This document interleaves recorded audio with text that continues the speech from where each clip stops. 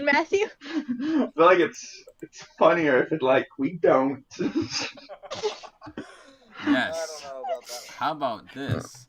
How about instead everyone rolls a d20 and whoever rolls the highest can tell Joan what happened last week.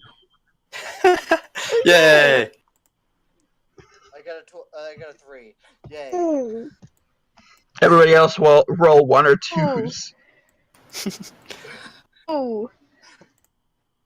Is recording on? Yes, it is. Crap, I clicked no. Okay. It looks like Leon might be telling us Yeah. what today is. Hold on, I'm logging into the Roll20. Probably should have done this earlier. Yeah. Yes. Oh, You I think? rolled in that one IRL. Well, I can see how the DM's luck is going to be today. the DM's gonna blow.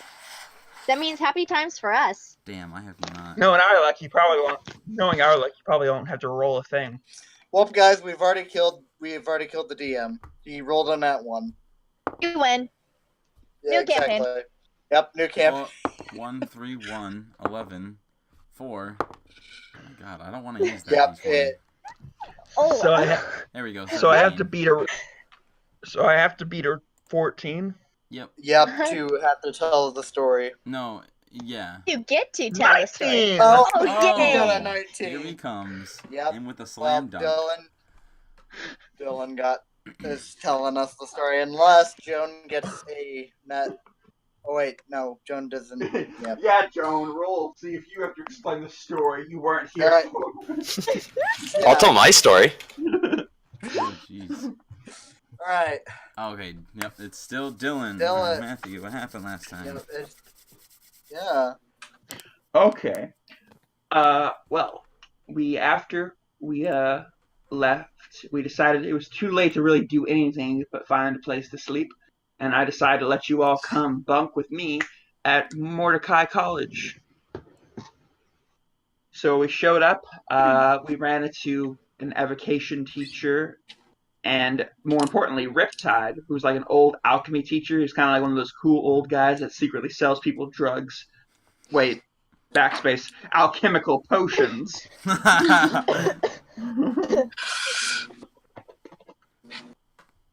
Yes, they're very useful potions, I'm sure. Yes, because Yeah, we don't condone he was like, the you usage know- of drugs on this, in this game. We don't condone drugs nor. So. Stay in drugs, don't do school. Wait a minute. Yes. Furthermore. But yes, he was pretty much like, technically they need like visitor passes to stay on campus, but I'm just gonna keep this between us because we're cool like that. And I'm like, yeah. And then we went back to the roommate where I found my lame room, where you guys met my 2 lame roommates who are so lame I forgot their names. I have their names. Just give me a quick second while I remember their backstories vaguely, but their names escape me. I have it in my DM's notes. They're unimportant. They escape you like your one true love. College, you barely know your roommates sometimes. There are more important things happening. Yes.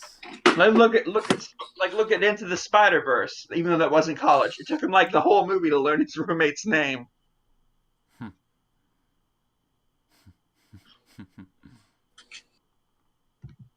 Alright. So, anything else important happen? Okay, we met the roommates. Their names aren't important. There was some sort of like underhanded comments that Dylan was a bit of a. Hold on, let me look up this word I want to say and make sure I know what it actually means. A bit of a ladies' man. Casanova. A Casanova. Not quite a Lothario, but yes, Casanova. And yeah. And Joan was all like, kind of like, what was that? And I'm like, nothing. And then Joan decided to sleep on the couch, and I let Leon sleep on my bed.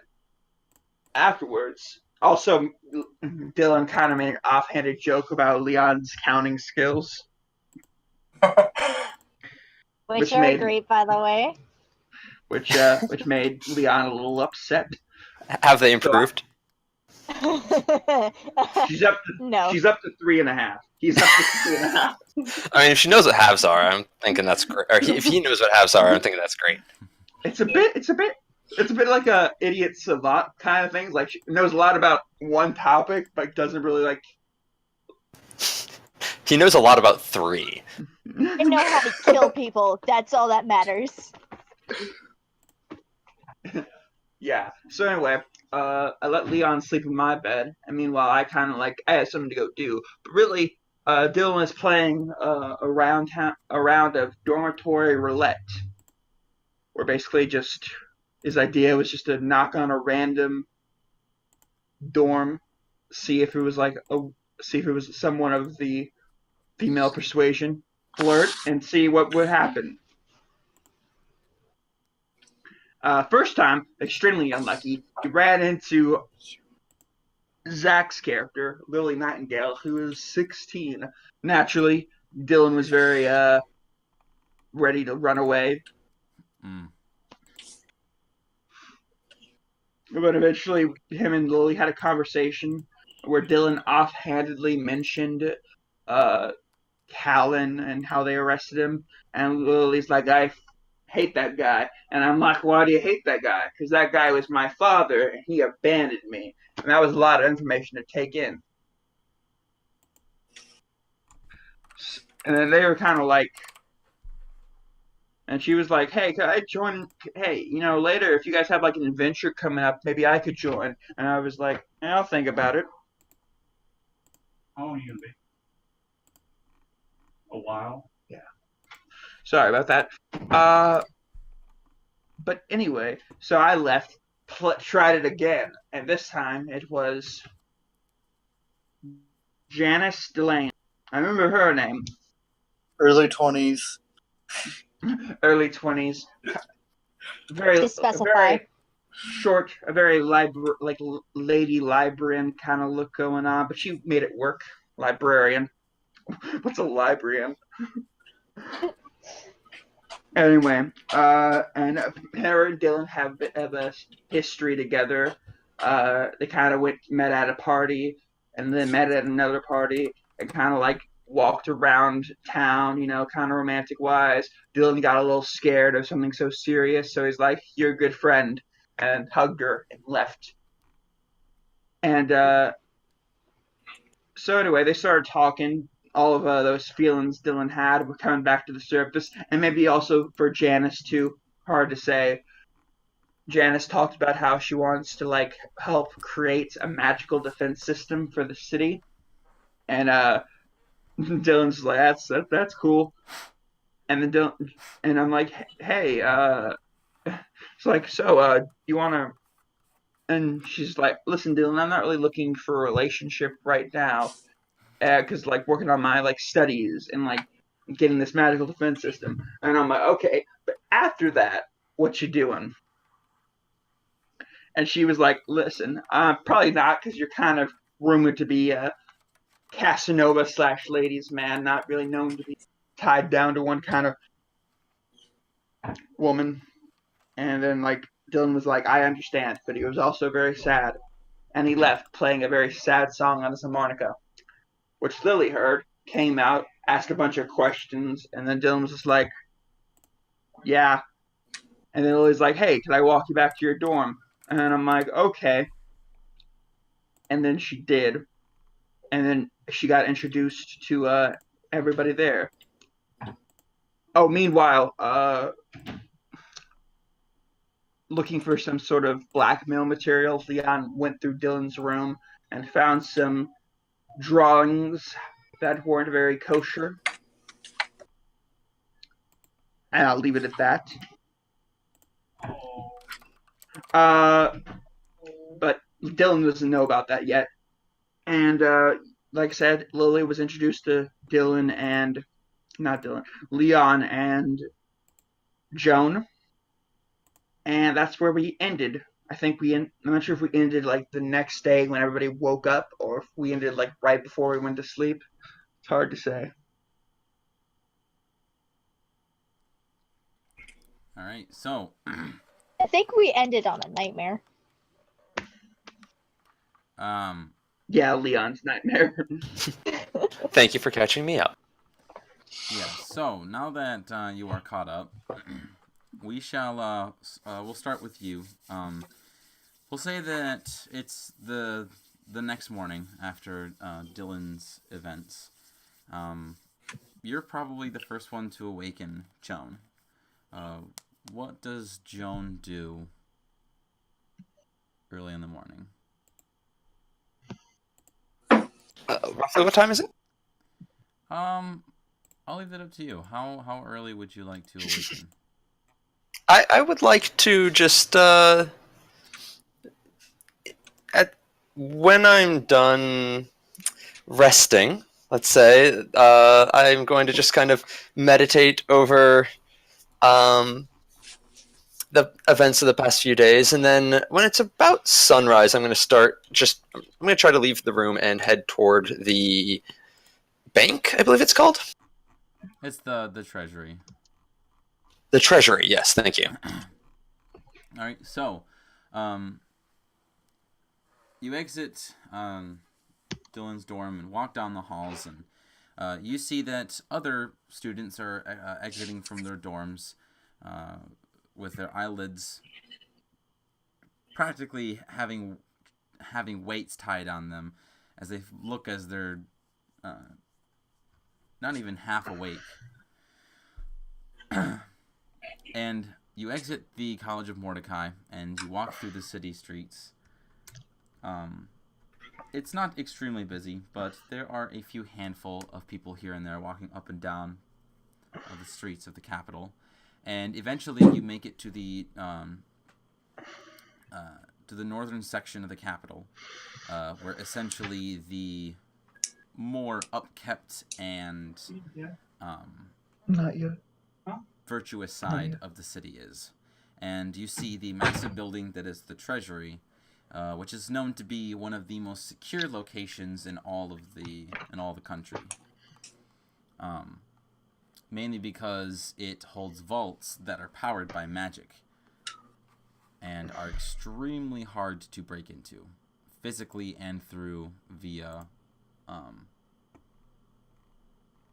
unlocking it. Magic. And by magic standards, yes. So when you enter through the massive doors, you see that there's the fairly large lobby. It's a really large hall. And there are these desks that probably stand about 5 feet tall, so the tellers can stand over a crowd of people, as dozens of people usually visit the treasury at once. And you see there are about 5 tellers who are sitting behind this massive desk that probably nearly stretches about half of the room, right at the center of this hall. And behind them essentially is what looks to be a massive door made of wood, possibly where the vaults are. And you walk in, and there's nobody but the tellers here. There's probably the exception of like 2 guards that stand outside, and then 2 guards that stay inside, as well as a few handful of guards that usually patrol the parameters of the treasury. And when you approach one of them, it's a middle-aged man who's wearing spectacles, who is very busy at some sort of paperwork. His massive quill dances in the air and flicks as his hand makes haste. And when you approach, he does not seem to notice that you approach him.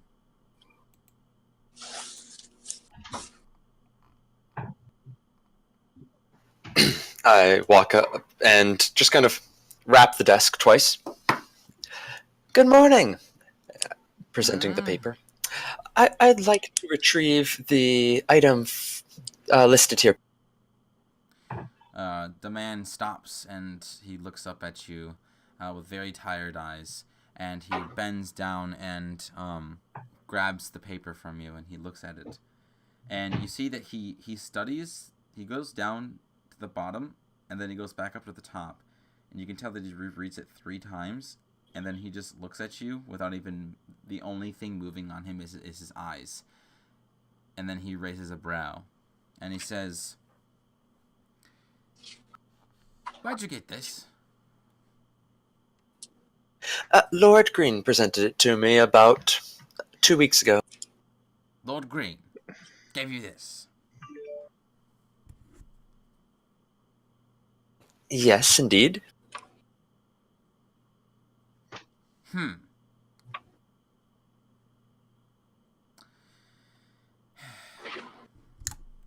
Is that surprising?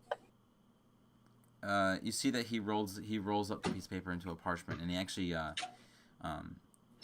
he reaches down, and you can hear like a drawer open, and he pulls out this like metal container, and he puts it inside and puts a cap on, and he says, "It is a bit of a surprise, yes. I myself wasn't the one that had helped the Greens store this, but I'm fairly familiar with the vault in which the Greens have preserved for themselves for generations, and this item right here has not been taken out ever since it was stored, and it's strange that a stranger just comes here with Lord Green's signature on a official release form paper for withdrawal." Well, you see, Lord Green and I parted on very good terms. And I'm sure he did. If you wish, if you would, go over to have a seat, and I will need to check this in case of for forgery. And if it's official, then I shall continue with the withdrawal, and I will call you when I have the item in which you wish to withdraw. I nod my head and slowly go to take a seat. All right. So you sit there and you wait, and you wait, and you wait. People start to come in, go up to the tellers, and your teller has not come up to his station, and what you feel is possibly at least an hour. And then finally, you see him climb up on his chair, and he taps the little bell on his desk, and he gestures to you to come forth.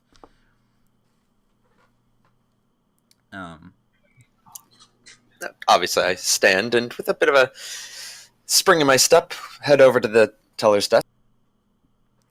When you approach, you see that he then bends down, and he struggles as he lifts up a oak chest and just kind of slams it onto his desk. And you see that there are metal. There's like a metal frame to this chest and a gold padlock. And you see that carved in this oak is what looks to be that of like a forest sort of motif. There are many trees laid out amongst this chest, and it's I'd say it's a fairly average sized chest. You could probably fit, I don't know, what would be a good example without sounding terrible? You could probably fit a child in this, for a better lack of Right, so like words. 2 feet long, roughly. Roughly. And he then hands you two pieces of parchment. You see one of them is what looks to be a copy of the release form with a stamp on it that says approved, and then you see another piece of paper that states that you had that, and essentially is a liability form that states that you have received the item that of transaction just for liability purposes. And he hands you his quill, and he asks you politely to please sign the form. I do as you ask and sign Joan Smith and flowing letters with my left hand, and then return it. So he sets the quill back into his ink bottle, and then he hands you the copy of the transaction, and then he rolls up the other one and puts it in a tube and puts it in a drawer next to him. He then slides the chest towards you, and then sets a key next to the chest and slides it towards the edge, and he says, "Well, here you are."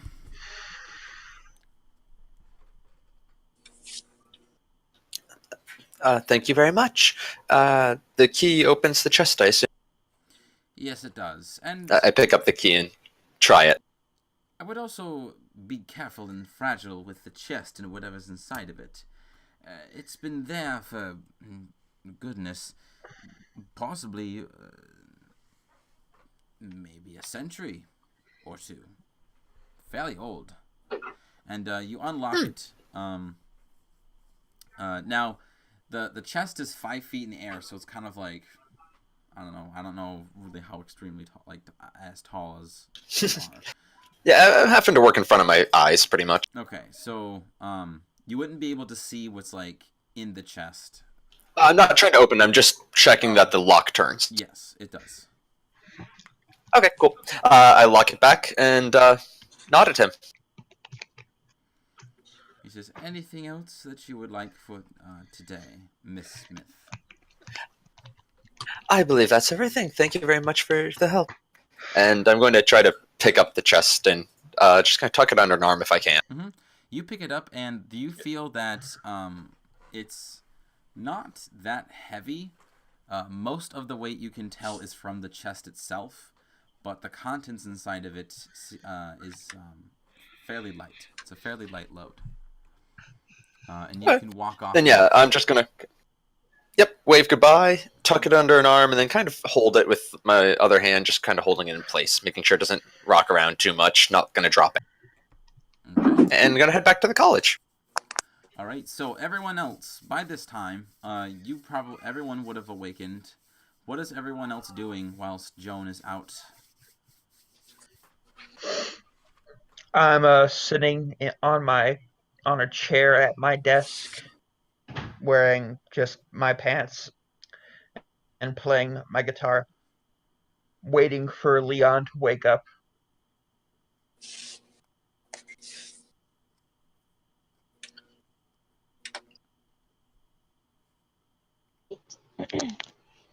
Okay, so I guess it's my turn to say what I'm doing. Mm-hmm. Yeah. Yeah. Are you just sleeping? Meditating. No, sleeping. Yeah, sleeping would be better.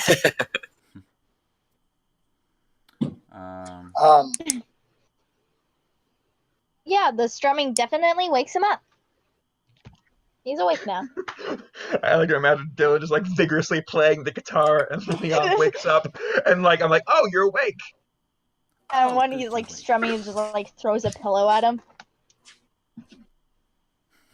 I'm gonna have Lily go over to Matthew or Dylan's dorm room.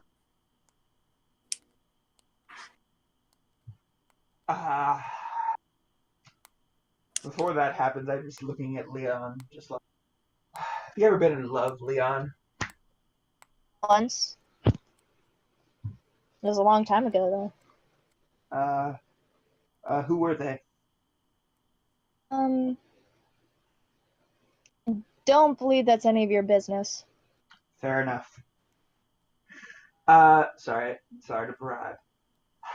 feel like, don't get me wrong, I've been with lots of girls and a few guys, uh, Oh, and have to say, I've never had that kind of like, most times just like, hey, I would want to have some fun for one night. We both we're both adults. We both agree. Nothing, no promises, no expectations, and just that was it. Just one night of fun, and we just moved on with our lives. But there's this one girl who's just like, wow, like someone you could really like. I could really imagine myself having that deep kind of connection with.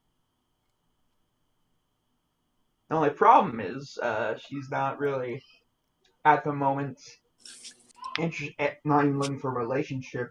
And she pretty much said even if she was looking for a relationship, she wouldn't be looking for me. So yeah, she's seeing as I kind of have a history of being kind of a loose kind of guy.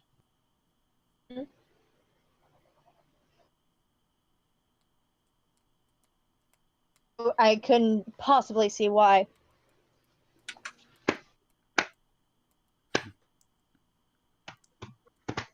so at this point, you would probably hear the faint noise of a knock on the front door of your dorms. That was loud. I I put on my robe that I have near my bed, and I go to open the door. All right. Um, Lily's just standing there with a few books in her arms. Good morning. If you say so.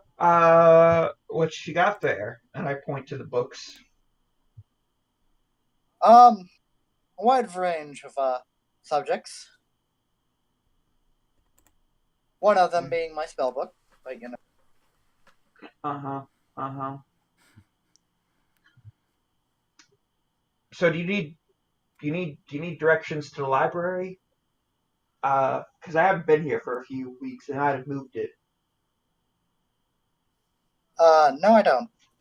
I was just seeing what you guys were up to. I'm just practicing my music annoyingly on. I see.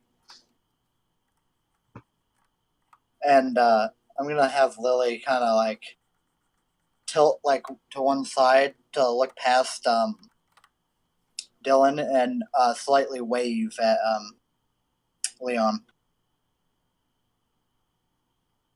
Is that He copies what she's doing, even though he has no idea what he's doing. He has no idea, but he just copies anyway.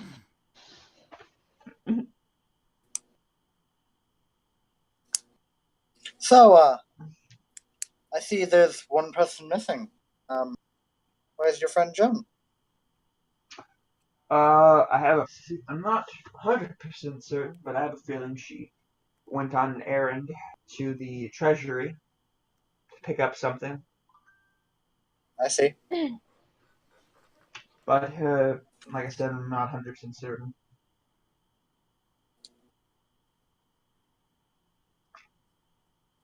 She'll be back shortly. Brings you to Dylan's room.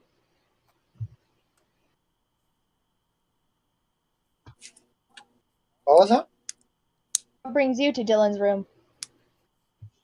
I was wondering if you guys were up to anything. Maybe.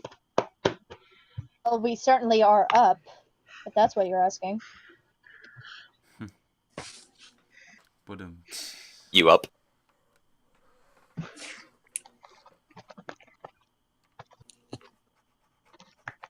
How did you guys sleep? On my bed. Not well at all. I said, how did I had nightmares, if that's what you're asking. Oh, what And those about? Exactly. What Certain- were those notes? certain things from past experiences. Okay.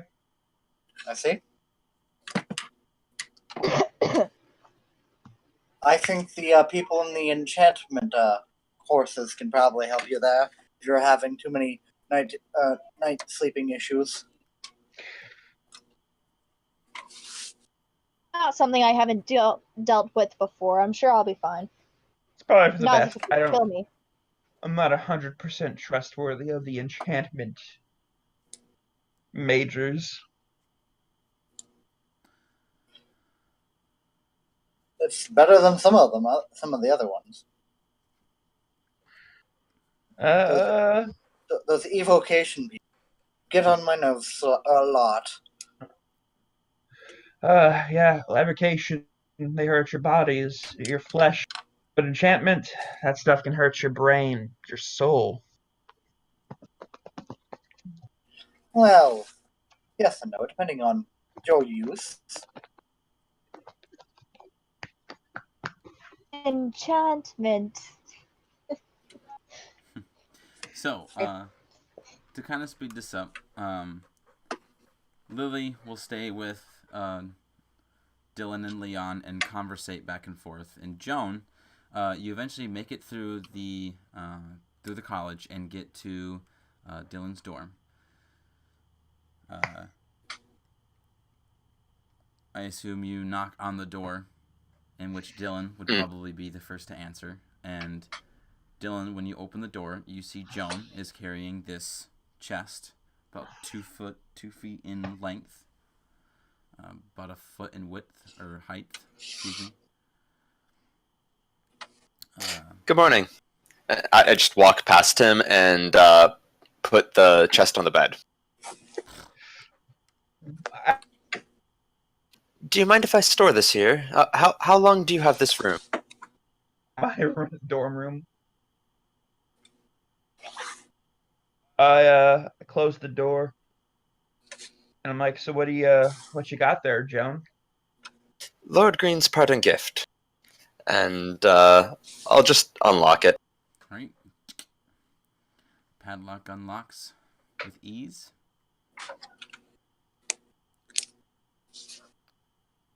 And do you open it? And I'll open the chest. All right. You open it slowly. The camera pans to go behind your back. You see a glowing light shines in your face. And then Dylan follows with a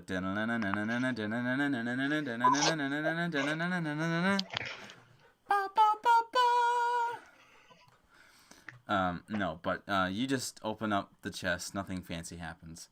And you see Where all that music came from. essentially what fits the contents is what looks to be some sort of object that's roughly 2 feet long, maybe about 2 inches in width at one size, and it's wrapped in cloth, really old like cloth, and that is the only thing that's inside this chest. When you lift I roll my eyes a little. When you lift this, it feels it's got some weight to it. You can guess it's probably maybe around 2, maybe 5 pounds. And when you unravel the cloth, you reveal that it is a short sword that is in a leather-bound sheath. And the first thing that you notice about this short sword is the design of the hilt. The design of the hilt is designed to basically look like a bundle of twigs twisted and curled that also form the handguards. And at the center, there's an emerald displayed just between where the 2 handguards meet at the handle. And when you draw the blade, you see that the blade itself is roughly, I'd say it takes about 3/4 of the length. So it's about a foot and what, that's foot and a half? I don't know.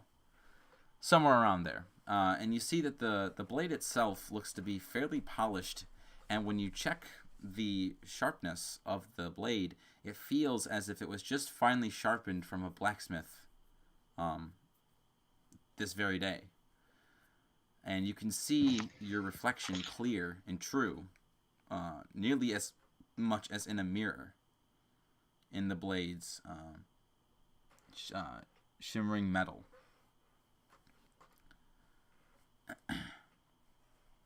I admire the carving a little, and then just kind of move it back and forth in my grip. Just how long has that been inside the vault? A century or so. I'm like feeling around the chest, like inside the empty chest, to see like if there's anything else in there.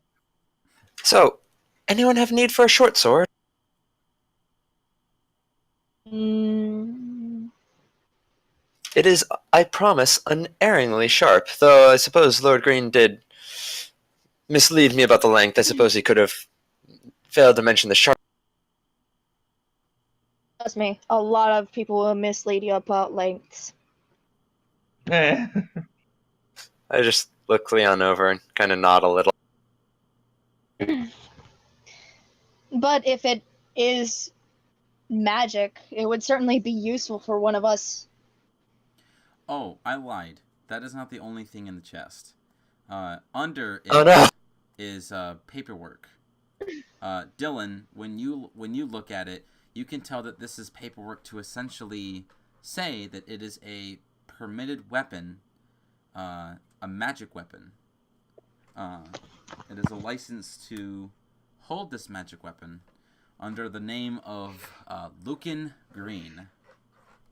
The paper is extremely old. It's very old, very wrinkled. You're surprised that the words and the ink hasn't faded at all.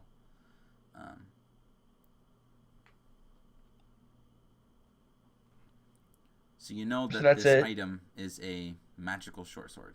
That's it.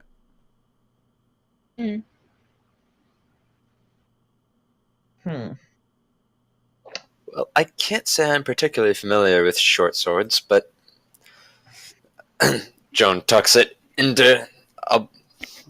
Actually, I don't have another sheath. I'm just going to kind of hold it for now. It didn't come with the sheath. It did.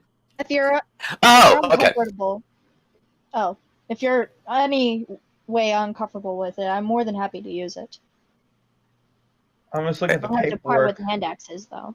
Are you I'm familiar like- with short swords? Never mind then. Quite. And then Leon just like kind of climbs over like the case to get out of the bed. I mean, it's a nice sword and all, but I don't get it. This is like one of those like family heirlooms that rich people like to have to like pass on to the next generation. Why do you give it to a bunch of mostly strangers like us? I just raise my eyes at Dylan and go back to fastening the sheath around my...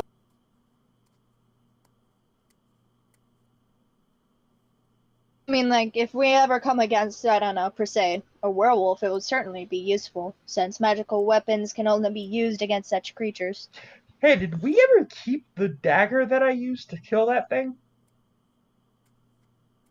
I believe so. So I still have that dagger? Mm-hmm.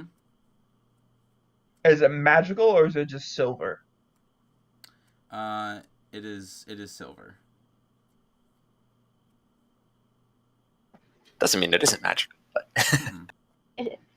Now it's been bathed in werewolf blood. It Certainly is magical now. It's magical where it counts. Yeah, I can give people AIDS now.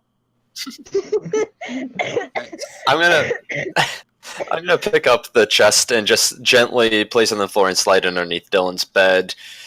Then turn around and look at everyone. Shall we? Yes, I Remind do me. believe we have a quest to pick up. I tend to, yes. Oh yeah. I Okay, look at this actually comes out to our favor. If Lily is to join us, she will certainly need to have a quest. That is true. However, she'll have to stay behind us where she doesn't get hurt. Is that understood, Lily? I'll be quite fine. I don't like the way she said that. Last famous last words. Famous last words. Yeah, right in the back where she can stab us. Oh, I got shield spells. Ooh. Yeah, I bet that's not the only spells you have. Joan starts walking toward the door and just ignores the rest of them. Ignores the banter. Yeah. So, all of you can make your way into the to the Adventurers League. When you go through the front doors, you see a pair of individuals exit from one of the. I believe. Let me remind myself for a second which one this would. Lead in the way. Everybody else can follow me. It's fine. Yeah, we just follow. Yeah. Like ducklings. We're Yeah. ducklings now. Good little ducklings. Little ducklings. Let's see. There's 1, 2, Oh no. 3. Just 3. You're good. 3.5. Yay! There's more than 3 of us. There's more than 3 of us. The Witch's Wart. That's what it's called. I'm like, Which is what? That's The 4? Witch's Wart. It's 4?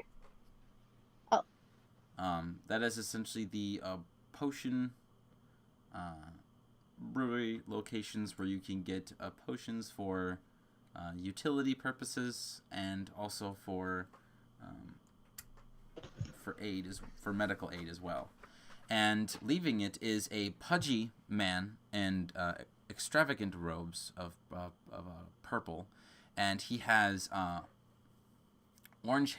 orange goatee and orange flowing hair that is slicked back, and he has spectacles resting on his nose, and he holds in his left hand a fairly decent sized tome, and then behind him or following him is a pudgy woman with curly dark brown hair, glasses, short piggy-like nose, and she also holds a tome, roughly the same size as his, and they are conversating back and forth about something. And as you walk across the hall, you hear them essentially. The man says, "But Dana, if we go back and get the Thumblewort, we can finally create the contraption that we need to impress the council in the College of Mordecai. We need to be able to make a good prototype to get the funds, to get what we really need to make." "Yes, dearie, but remember what happened last time? You almost had your hand lopped off." "Pah! That's because I didn't have the right spells prepared in my cranium. But this time, I assure you, my wife, this time, I will be ready." why are we here again? So this is you just Yeah, walking well, across yes, the main hall of the Adventurers League, and you're hearing this conversation. Oh, so this is like a shop that's connected to the Adventures Yes, League. so in the Adventures League, there is a main hall where adventurers can go to essentially purchase goods, such as there's a blacksmith called the Blackened Arms. There's like I said, the place where it brews potions for utility and medical purposes called the Witch's Wart. There's the Heroes Pack, which is basically a mini treasury. And then there is the Wizard's Notes, which is essentially a massive library collected by members of the Adventurers League and also made from donations from the College of Mordecai. So there is a library filled with outdated books of magic and for place for wizards and that of the magical types to learn or gain access to spells. Come on, Matthew. Don't you remember from last time? Lily It's been a notices while. the library, her eyes light up like candles.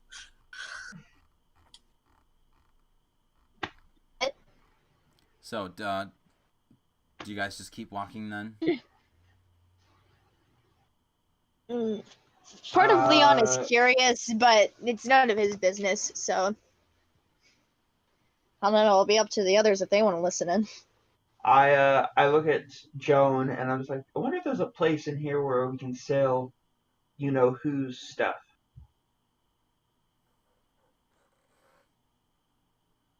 You're certainly welcome to try. Joan keeps walking toward the, shoot, what was her name? The person that said we should go somewhere for the information. Cecilia? Captain? Celia told us about someone else, right? Yes. So, after the main hall, there is a second hall that kind of Yeah. tees off the building, and to the right there is a door that leads to the what's called the officers' offices, and that's where all 5 of the main officers of the Adventurers League are stationed at, and one of them is named John Hugh. Yes, thank you. Joan keeps heading toward the door to the second hall. And the rest of you? Is there a place where I can sell armor? Yes, Quick you and fast. could probably make a good follow. guess that the blacksmith might purchase it from you.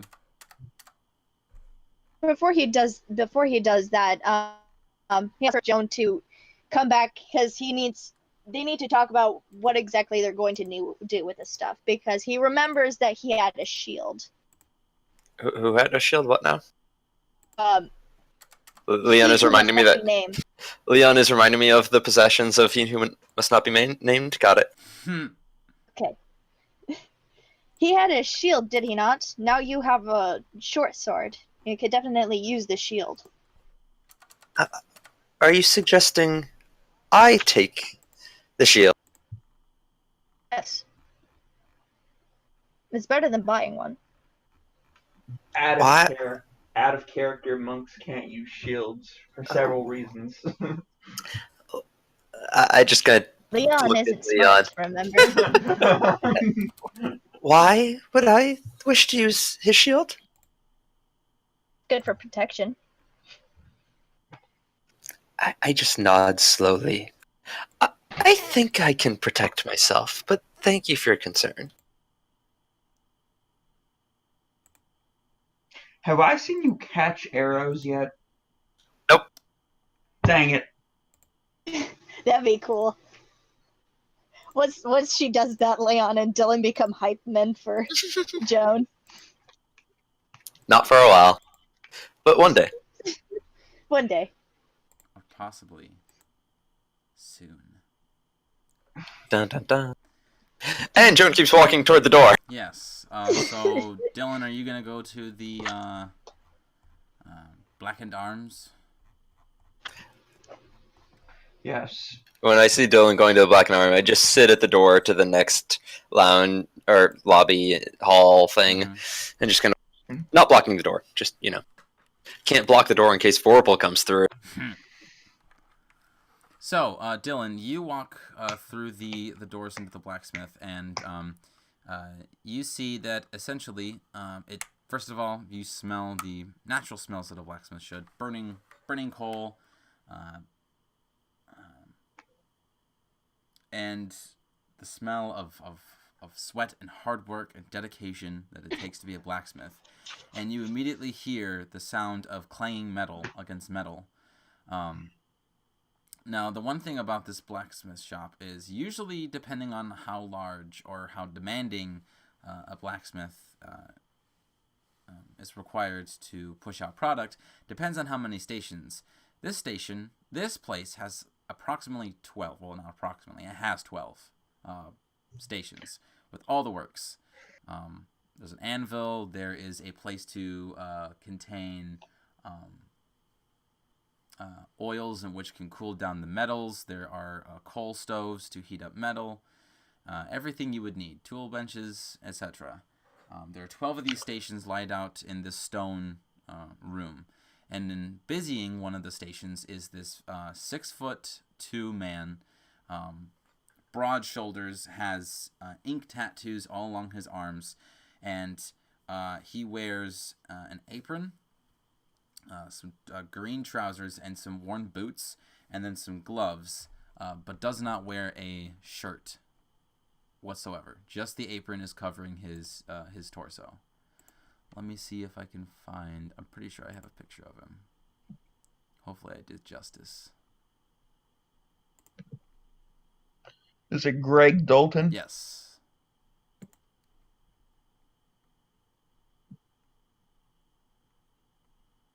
So that is he.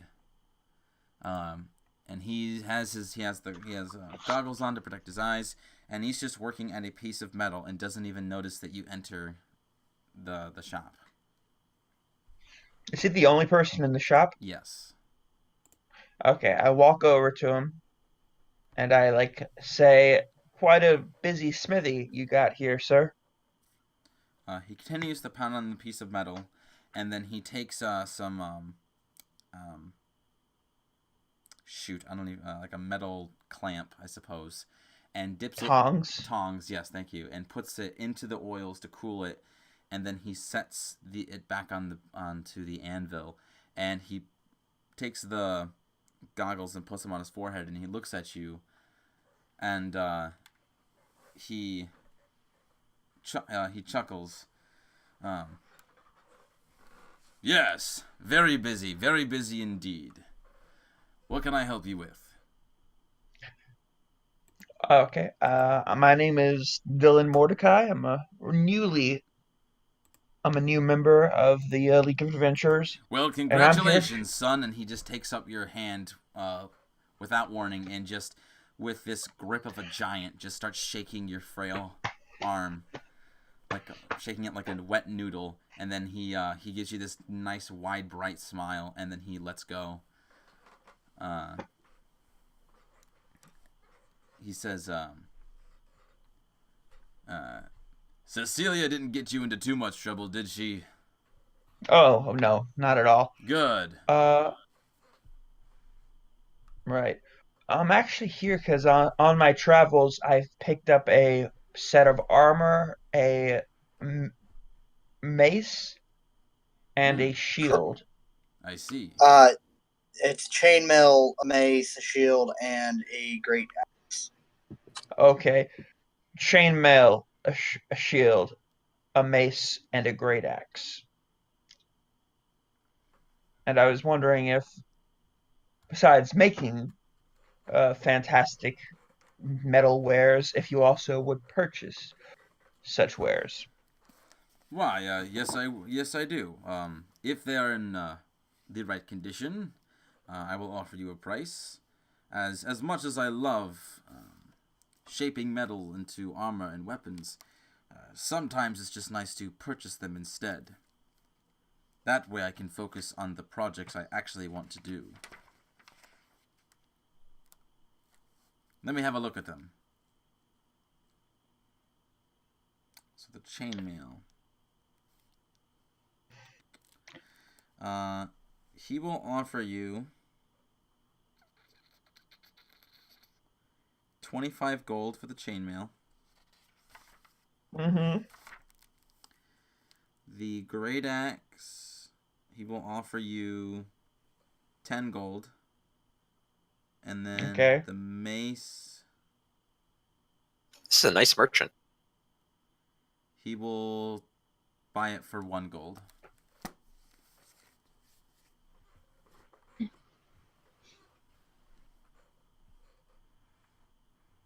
I feel like I may have jinxed you on the mace, but it's okay.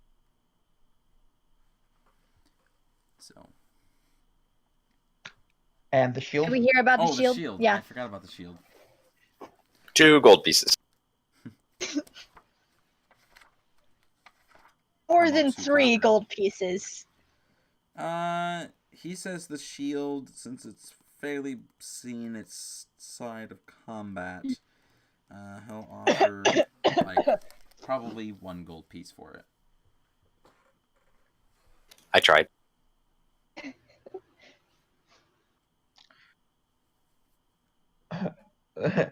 I'm just like, but sir, this I of course a fair price for everything else, but the shield and the mace, while not in the best of shape, do have a great story behind them. Oh boy. Well, I'm sorry to tell you, It's a good Mr. it's a good Mordecai, thing but Leon isn't there. I don't buy equipment with stories. I buy them based on quality, and these have shown their fair share of wear and tear. And even if I were to buy them at the offered price, to gain the materials to rebuild them into proper working condition would put me at a loss. So I'm giving you a deal. That's as far as I'll go.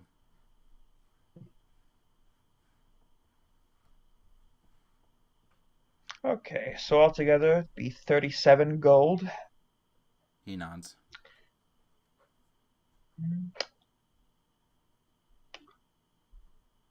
I like your way of doing business, Mr. Dalton. It's a deal. All right. You see that from his apron, he pulls out a large sack of coins, and he counts out 37 exact, puts it back, and then he takes all the items. And one thing I forgot to mention is obviously along the walls there are weapon racks. Here and there are strews of long swords, great axes, many different weapons of which you can see. And there are also armor stands, and he basically fits the armor on an empty armor stand and then puts the weapons on weapon racks where the respected weapons go. So he seems fairly organized. And he then walks back to you with his large hands on his waist, and with a smile he says, "Anything else I can do for you, Mr. Mordecai?" Nope. Actually, do you have any breastplates for sale? Breastplates. Do you want highs or lows? Has. Why, yes I do. And he walks over to a armor stand where there is a breastplate. It looks to be in the very fashionable garb of a nearly. It's not identical to an Astrian guard make, but it does definitely have like the intricate designs of such. So you would fit in the crowd of the capital.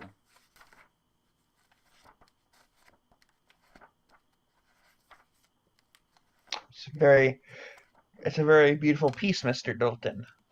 What's the I suppose with such a beautiful piece of craftsmanship as this also comes out with a very beautiful price. Why, yes it does. This beauty right here, it'll cost you about 600 gold. Ooh. That's you can hear you can hear just Dylan's just body Leon just turning suddenly inward. got really hurt for some reason. And you can see this whole entire time he's giving you this innocent smile. Dalton is.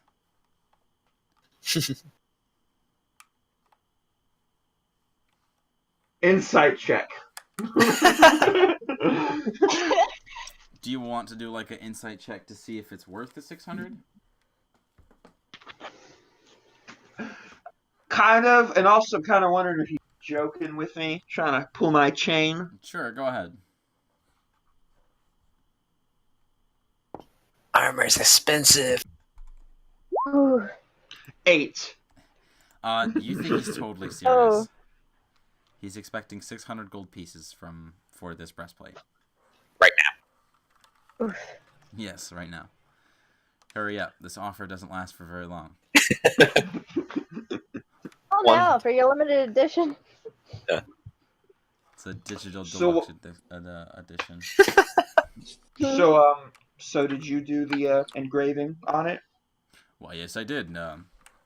Every cubic inch that you see on this breastplate was all made by me. And these hands, and he shows his hands, and it's like a little He's hand modeling for you. yeah, which you can see has like scars and have calluses up and down them on the palms. He says, and of course, all of my metal comes from the Herald Range, mainly from the northern section of the range, which you would know that the Herald Range is basically all of these mountains to the west.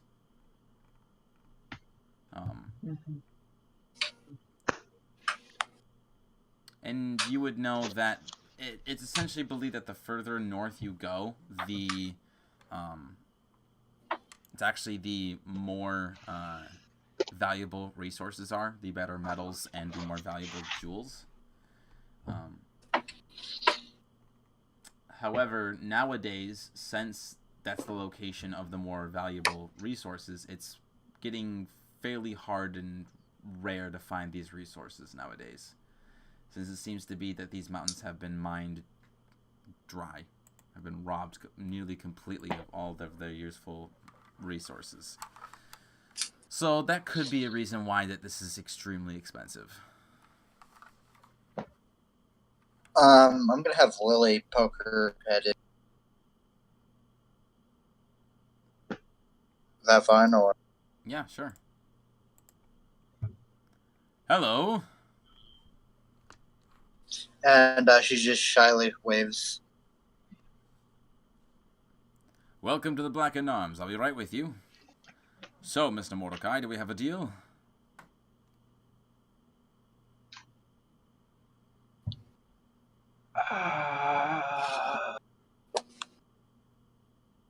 The quality and craftsmanship is undeniably on a level far beyond my own experiences.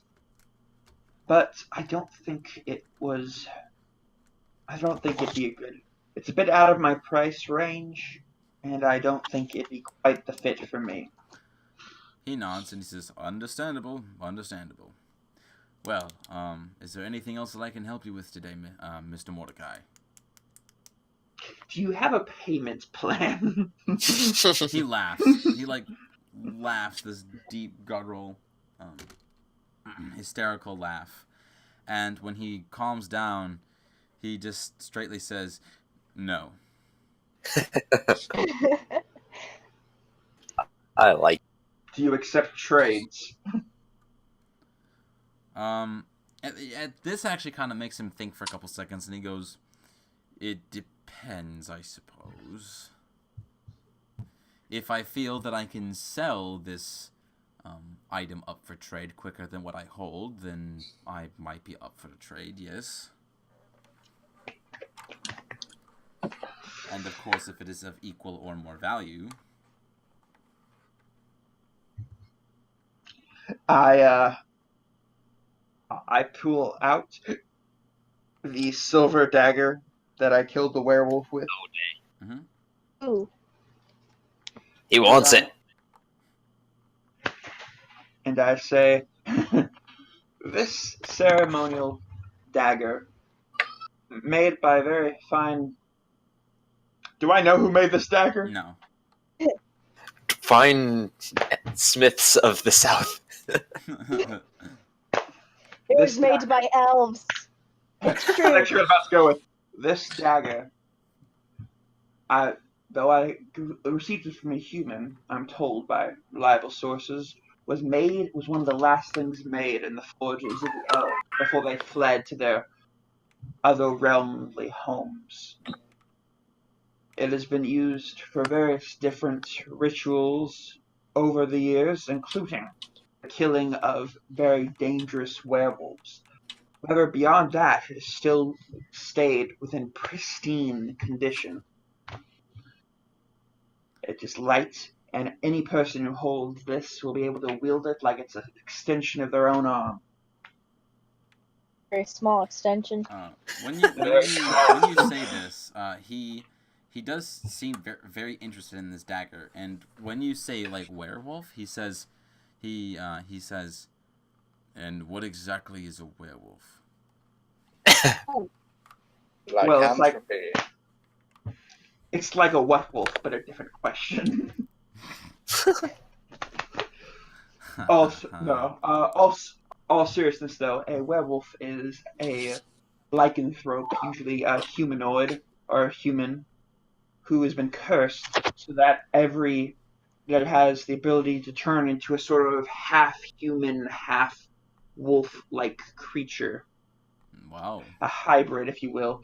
Sometime in some legends, this transformation is voluntary and involuntary and occurs on when the moon is at its fullest. Interesting. And you say that this dagger has slayed many of them. Many of them, and I was one of those slayings was done by my own hand. All right. Give me a deception check to see if you can deceivingly convince him that the story that you are telling him is true. Well, it's half true. Nah, give me a deception check. Okay, everybody wish me luck. Oh boy. And good luck. 18? So Scamming the poor. within a split Oh my second gosh. of you giving him an answer, he says, "How much?" With no questioning of your testimony of this blade, he asks for a price. The price of... And I gesture and I glance over at the breastplate. You see that he looks at the breastplate and he looks back at you and he smirks and he says, listen, friend. I can see silver I can see silver just by looking at it. Silver is one of the more rarer types of metals, but I'm afraid the thing that I'm more concerned of, I could trade you for that, but at the same time, I usually get more purchases on armor, usually.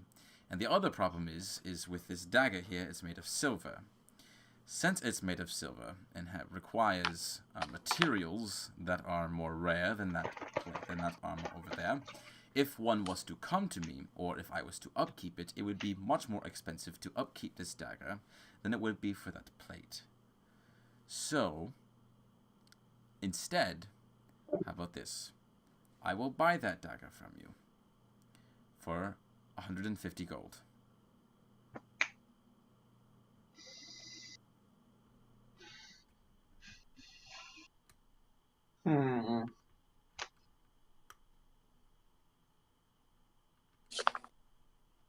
While they're doing that, can I just look around for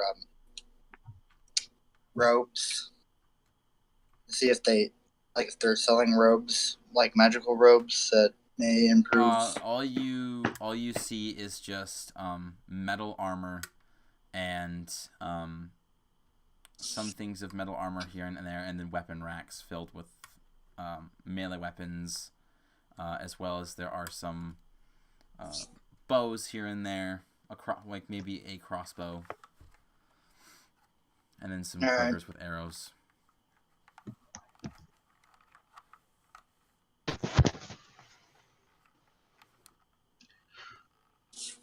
I do understand that, of course, a fine weapon would require a fine hand to keep it intact.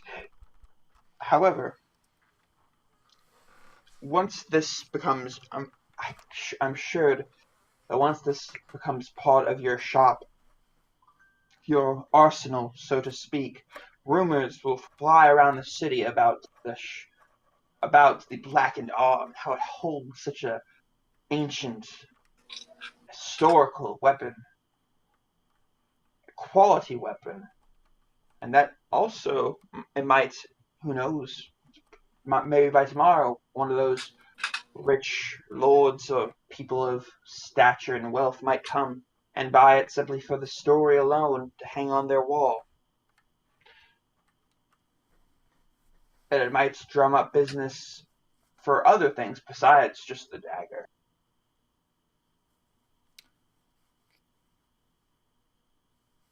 Give me a persuasion.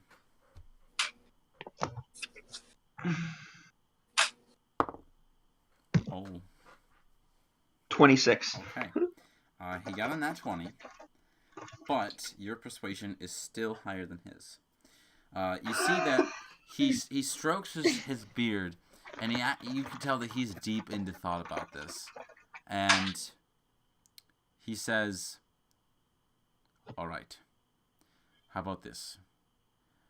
I'm willing to take that in trade, but I also require a little bit of gold payment as well. I'll take the dagger, and if you pay me 100 gold, then you can have it.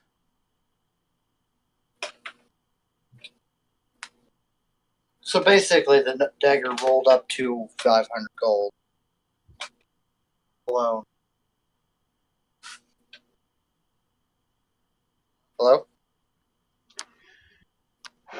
It's a hard sell. Unfortunately, I don't have gold.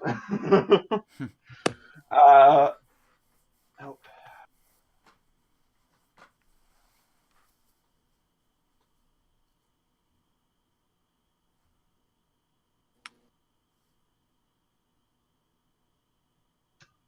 Okay, what about this? What about the dagger plus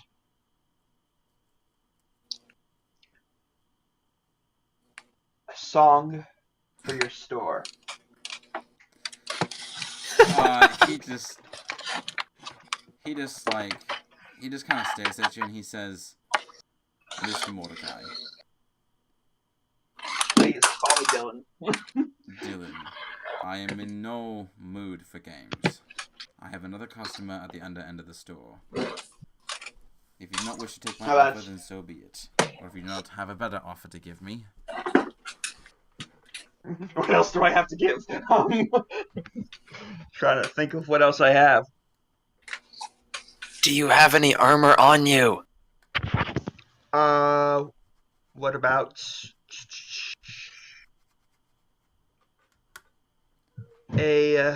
what about the dagger plus some barely used leather armor?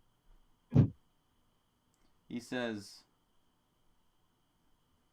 leather armor can be priced anywhere from 10 to 15 gold pieces. But that would still require you to pay me, and he kind of thinks for a second, 85 gold pieces.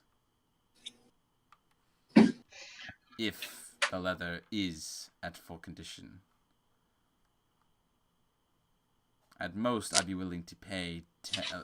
At most, I'd be willing to take at least 10 gold off from the gold payment, meaning I would get the dagger, the leather armor, and you would have to pay me 90 gold.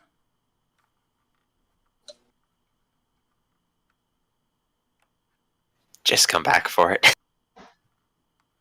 But I might not be here when I come back. I get when I'm this excited over just normal breastplates. So, Joan and Leon, both of you have been waiting outside for quite some time. Do either of you want to do anything while you wait? No. I'm about ready to come in and fetch Dylan, but otherwise, no. Do you think Dylan is trying to... Out of character, do you accept horses payment? Oh, no! No! Oh no. No, I not the turned to horse. Leon. Not Nathaniel. At this point, I wouldn't be surprised by anything Dylan was doing.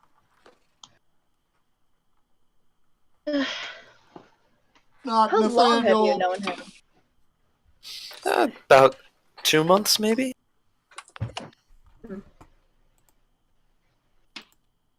Not Nathaniel. Quite a long time.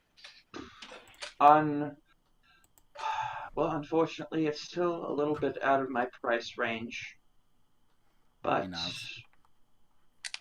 I thank you for your time and for your business. Sorry to have kept you so long. Good day. And I sheathe the dagger, put it back up, and I leave out with my 37 gold. He then turns to Lily and approaches you, and he towers over you like a mountain of muscle, and he says, when he finally gets up to you, he kind of like raises a brow and cocks his head, and he says, "Pardon me, but exactly how old are you?"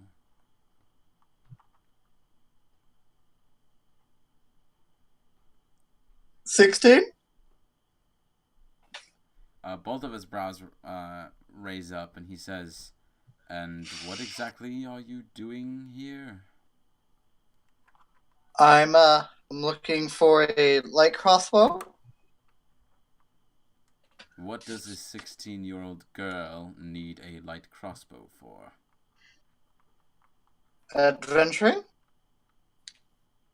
He blinks once, and he Leon realizes that he doesn't have this small child with him and then starts looking around for her. Like, we misplaced the child. he then bursts out laughing, and he says, "Pardon me, I don't mean to be rude, but young women such as yourself should not be out adventuring. You should be staying home. You don't want to be in danger."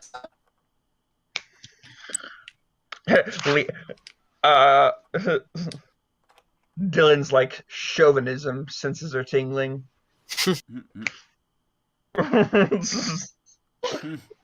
As Dylan leaves the blackened arm and I assume starts walking over toward us, Joan just holds out a hand, expectant. I high five her hand.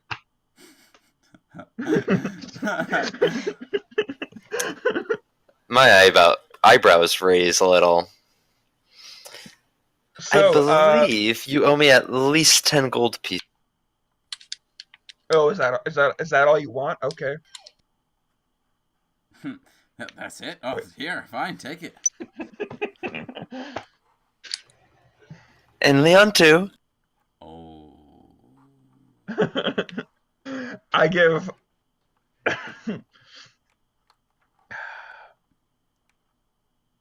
How does she know exact? Like, it's pretty close. She I doesn't. give. Joan's been around.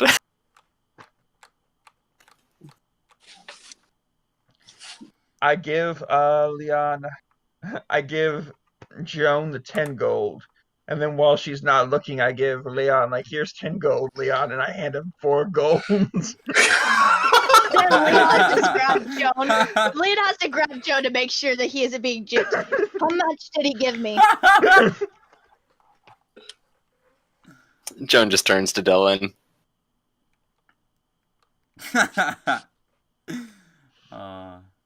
More than 3, I know that, but it looks like you have more than 3. But how many more than 3? And how many more? And the rest of it.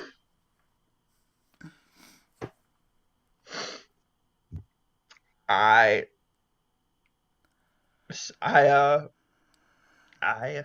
like, what are you talking about? I gave it to Leon. See, it's behind his ear. And I, like, put my hand behind his ear and, like, magic trick, like, 6 more gold. I don't think Leon would be very happy about that, no. No touch. It's behind your ear. Why is your ear so pointy? Ooh. Huh, is this some kind of birth defect? Insight check. Alright, so back to the blackened arms. Kind of Leon needs his gold. to kind of speed things up a bit. So Dalton is asking, why do you need a light crossbow? And you said for adventuring. And he said that a little girl like you should be out about adventuring with dangerous weapons. And what was your response? Oh. And I was like, and why that? He says, well, you have a whole life ahead of you. It would be a waste to see you dead and not married to a man and to have his kids. Oof. Maybe I don't want to. Leo now needs to know where she is because she's been missing for a while now. He checks the armory. You see that And she's there with this towering figure towering over her. And he says, well, I suppose that's your choice, but still, I feel you're much too young for this, and I'm not selling anything to you. I will not be the one Lily, responsible. what is it? Leon goes up to Lily and says, what is it that you exactly need? a light crossbow. I'm not proficient in the quarterstaff, and then I pull it out. I'm very weak and frail. I'd be a lot better off with a crossbow. Dalton looks at you, Leon, and he says, are you her guardian? For the moment. Well, He is not. And then I, twirl my finger and my, pops in my hand. This is my guardian. He just kind of you see that Dalton is kind of set back by this, and he goes, are you a student at the college? Or perhaps, Yes. He goes, you see that he's kind of flabbergasted by this, and he says, and you're 16. Yes. Dylan just appears behind him I know, right?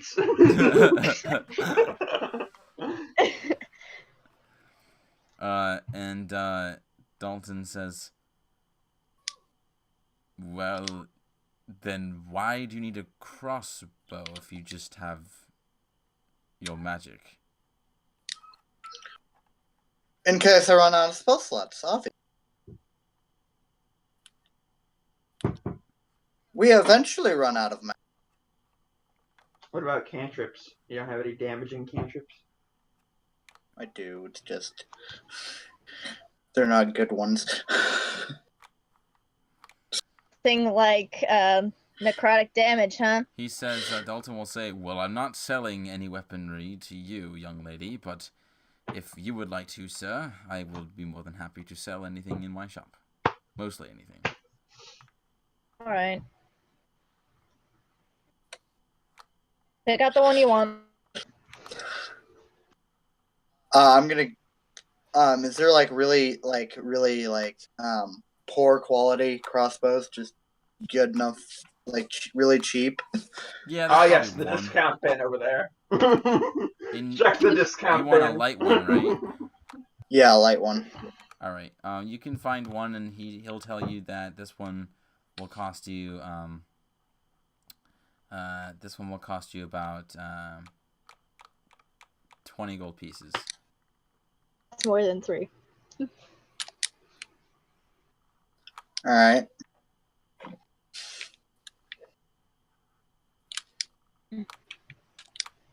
Leon just takes his coin purse and just dumps it and goes, that should be enough.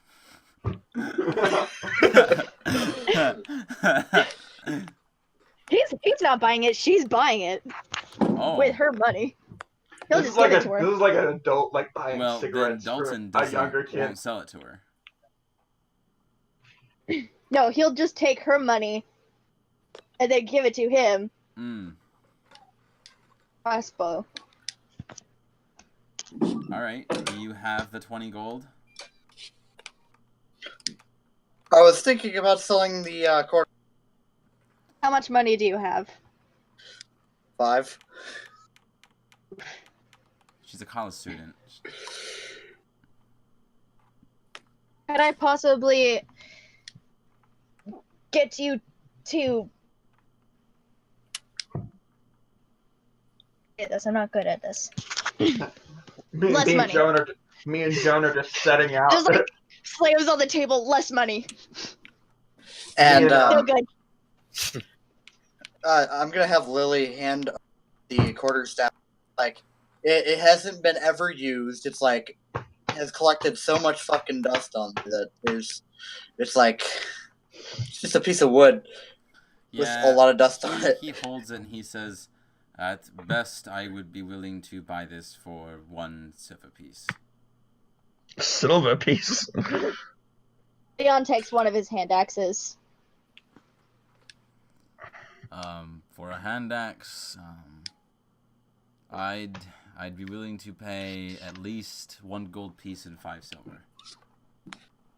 It's worth more than that. He takes it back. My hand axes are worth the king's treasury. How dare you, sir? And slaps him with the axe. How dare you scam me with such thievery? I need to learn how to count. Lily just like shakes her head in disapproval and just marches out. Hey, Joan. I say like a child. Could you go into the smith and see and ask him how much his breastplate is? But like try to be super casual about it. This whole entire I feel episode like is gonna be in the blacksmith. What do I need with the breastplate, Dylan? Well, it's a gift. To a First, Leon wants me to use a shield. You want me to buy a breastplate? What is wrong with you people? It's just he looks so cold. They wanna turn you into Iron Joan. We can rebuild her. We have the technology. Leon just leaves with Lily. Just Both a little upset. like, let me ask you a question, Joan. Does 600 gold sound like a lot for a breastplate? It sounds fairly reasonable from what I know. Because the player's handbook says.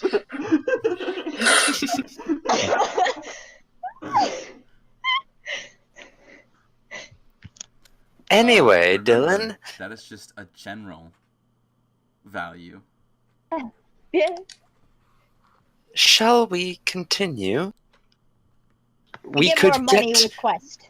we could get more gold, more than Leon can count, if we go More than I take can care of count. this matter with John.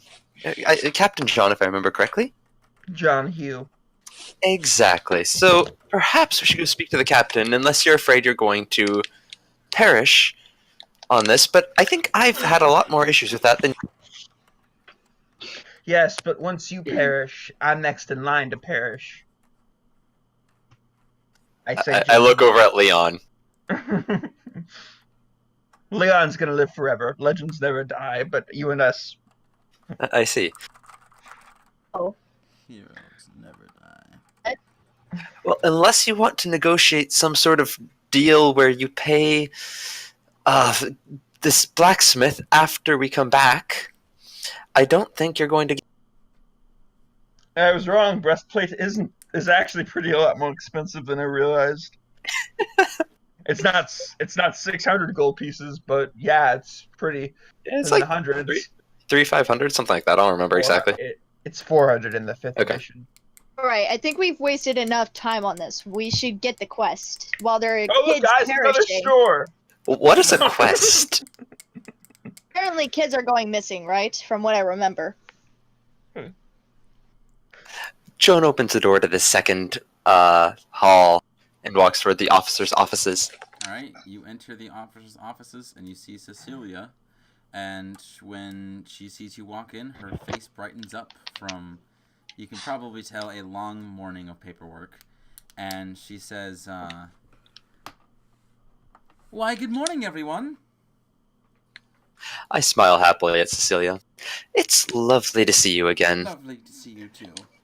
Now, Where do we find Captain John? I think Captain was his title. I don't remember.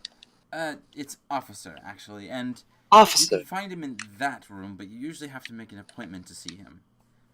I'm sorry, it's been a terribly long 12 hours. How do we make an appointment?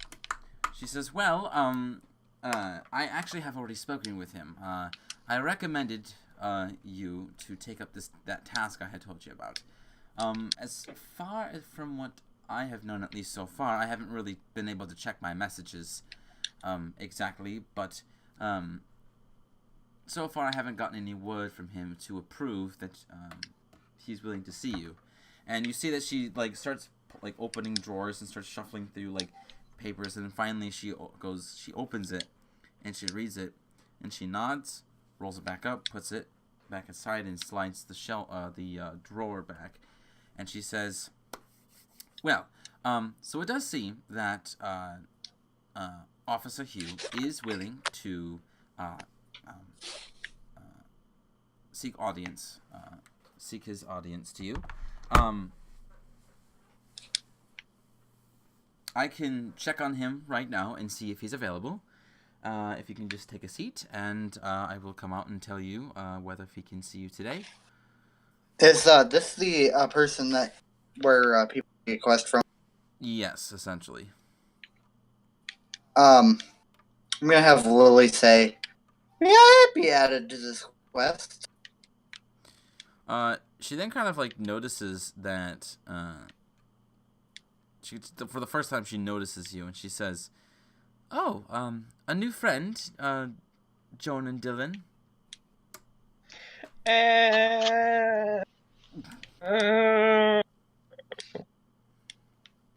She's an acquaintance from the College Mordecai who's very intent on the adventurer lifestyle.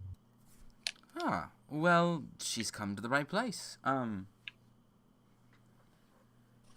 not sure if John will really, well, I mean, he already has approved. Well, he's approved you three, but not her. When I go in there, I can tell him that there is a fourth member in the party. Thank you very much, Cecilia. We appreciate your assistance. Well, of course, it's what I'm here for. And she'll stand up, and she walks over to the door. Joan just kind of rolls the eyes and goes over to this chair. More So humans, and they're sitting just very quietly, you know? So she opens the door. Which is ironic, And, since they don't have a lot of time. Who has the highest passive perception? That's probably me. I would. Oh, just kidding.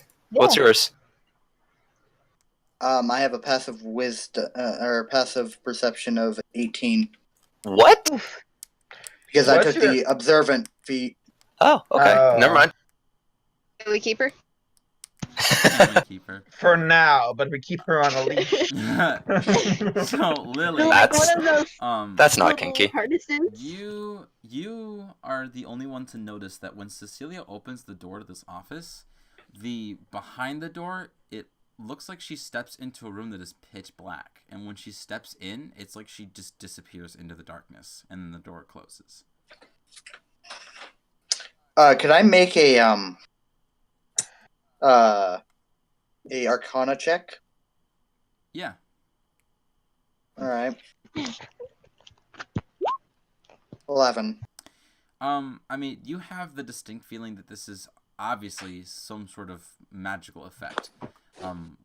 Whether if it's the casting or the setup of a darkness spell or of something else, you're not entirely sure, but you definitely know that there's magic going on with that door. I'm gonna pull out some parchment and write a little bit of a note. So, Is there any reading material in the waiting room? no. John is going to practice counting. 1, Okay, 2, 3. Dylan will help Leon count. He'll just be like, He's like really struggling on that F. 14.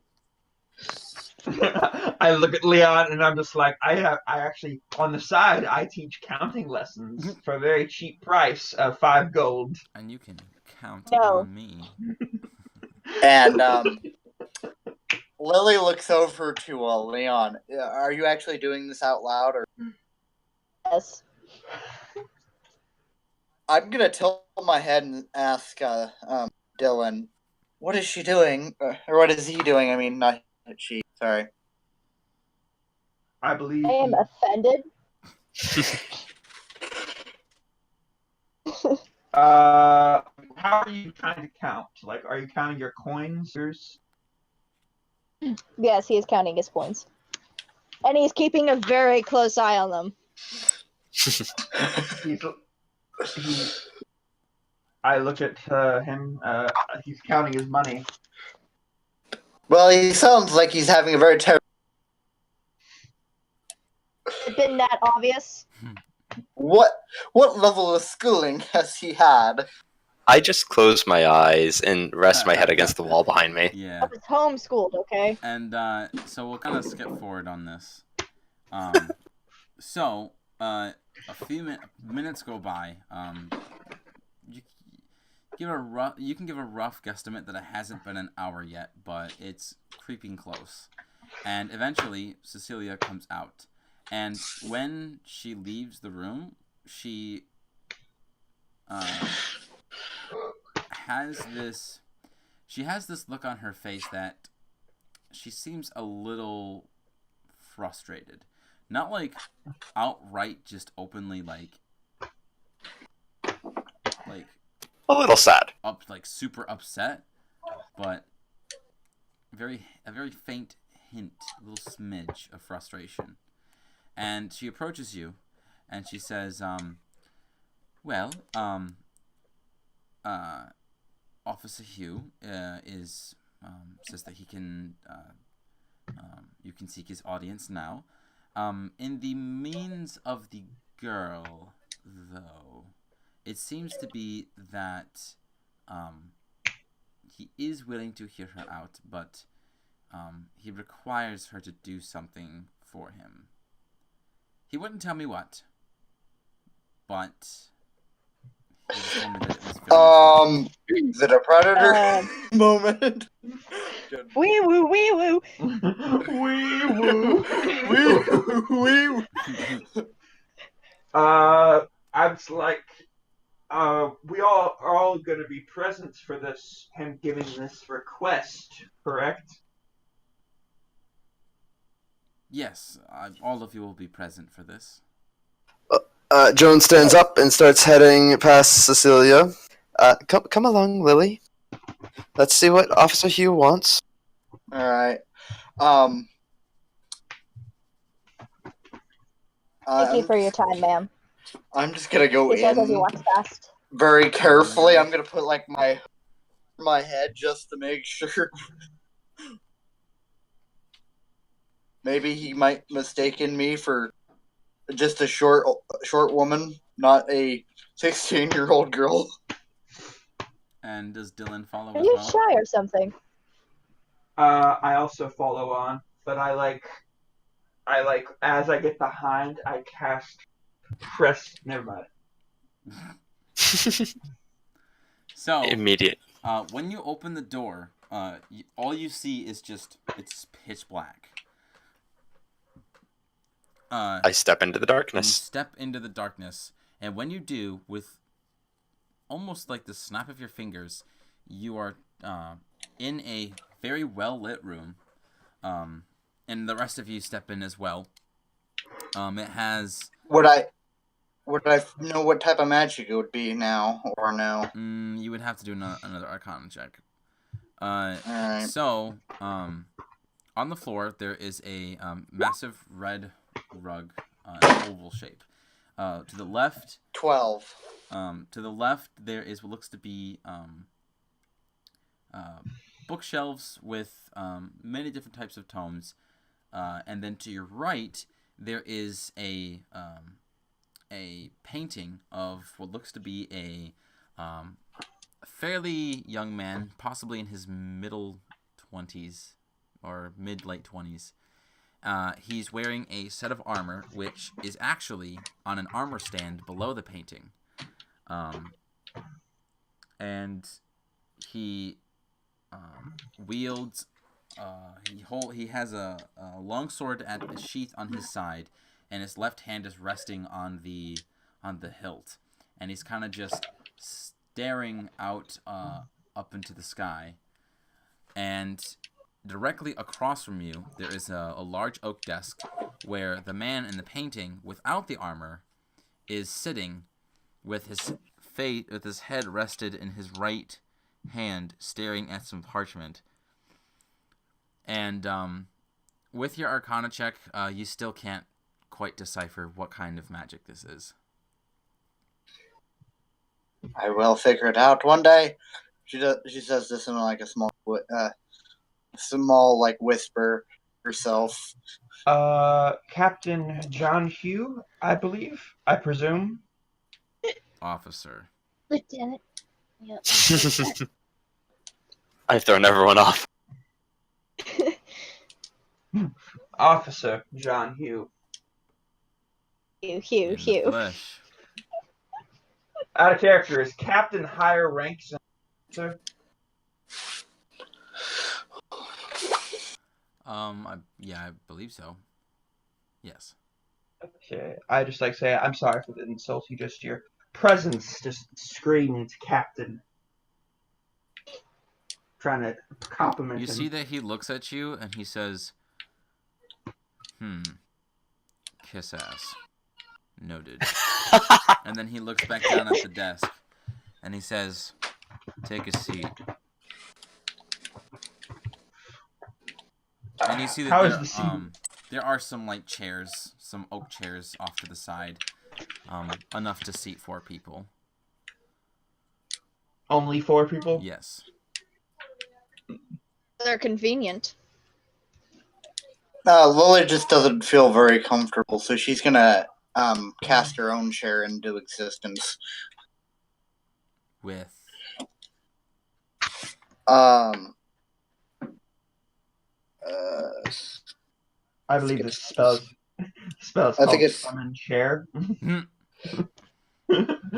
My kind of a side tangent while you're looking for the spell. My friend is playing a airbender from T-Lab, and one of the features is you basically get an airbending equivalent to a cantrip where you can actually summon a chair made of air. And we made a joke because at 17th level, its maximum power is you can make a sofa that can hold like 4 to 6 people. And we had a joke that he builds his character solely on that ability, and he's a chairbender. Yes. It would be my major. It would just be my school of magic, which is minor conjuration. Starting at second level, you when you select a school, you can use your action to conjure up an inanimate object in your hand or on the ground in an unaccompanied space that you can see within 10 feet of you.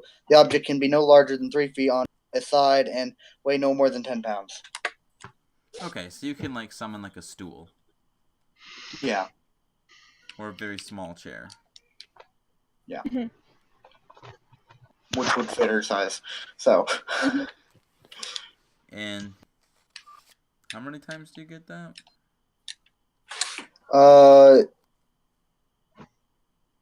The non-magical. Oh, you can just keep casting it. Yeah, I can keep doing it. It just so.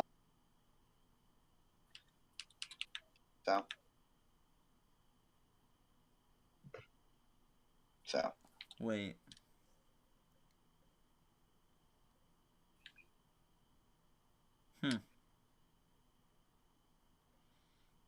That's weird. So you can just think of an item and you conjure it? Yep. Huh. School of Conjuration. Amazing things happen. Alright, so you do that. And when everyone is seated, he, without looking up from the paper, he says,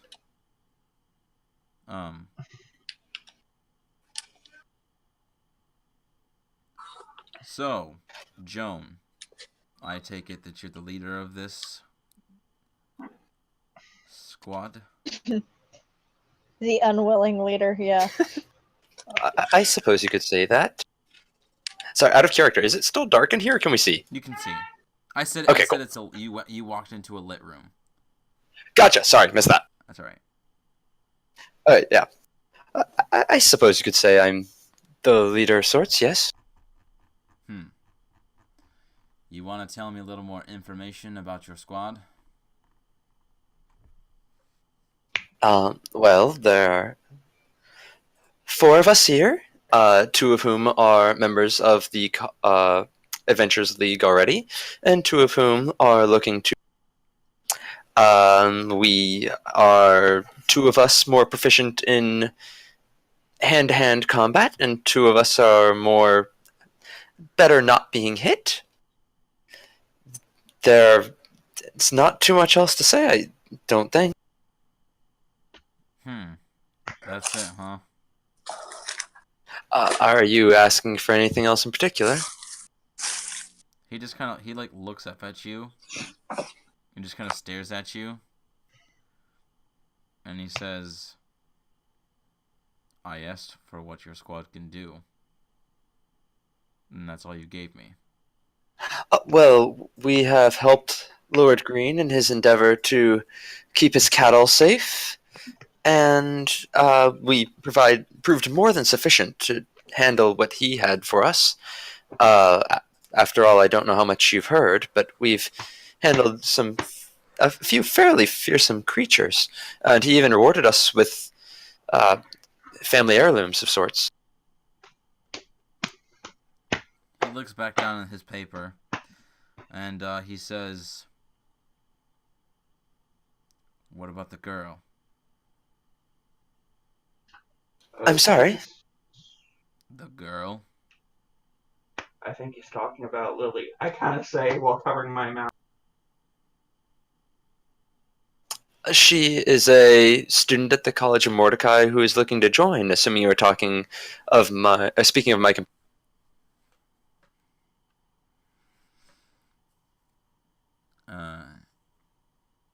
He says, he just kind of sits there in silence and goes, He then, you then see that he actually, sits up straight, and when he looks up, he looks at you, Lily, with this dead stare, and, what's your passive insight? Passive insight. Yes. Insight. A 3. So 13.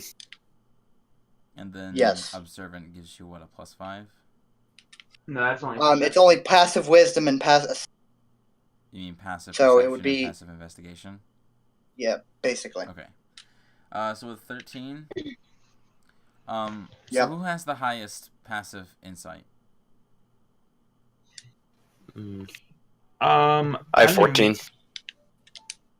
Is passive insight a thing? Yeah. Your passive stat is just your modifier plus 10. I have a 12. Insight. Where's insight? I gotta find it. It's Wisdom. His is also 14. Okay. So Joan and Leon both can notice that he has the stare of just this blank, dead expression of not really a man who doesn't care, but a man who probably isn't all there, and not in a way of his intellect, but in a way of possibly that maybe his reality's broken. He's not quite sane, I would say. You like look him in the eyes and like you hear helicopter noises and gunshots in the background. Yeah. Da-ding, da-ding, Why does it da-ding. remind me of the Vine with the yoga scene? It's just like let out all the noises in your mind, and then the guy just starts screaming. Uh, and so he's staring at you, Lily. And you then see that he stands up, pushing the chair back. And without taking his eyes off from you, you see that he walks around the desk. But the strange thing is he doesn't walk normally. He walks with a limp. And within a split second, he lifts his leg and slams it on the desk. Hard. And you see that about 3/4 of his leg is nothing but a wooden prosthetic. And he pulls up his trouser leg to reveal this furthermore. And he's just staring at you, and he says, I want you to realize one thing, girl. This right here could be you. So, if you want to take up a quest from me, you need to be fully aware that in a split second, the luxuries that you have in your mortal life can be taken from you in a split second. Do you understand? Yes, sir.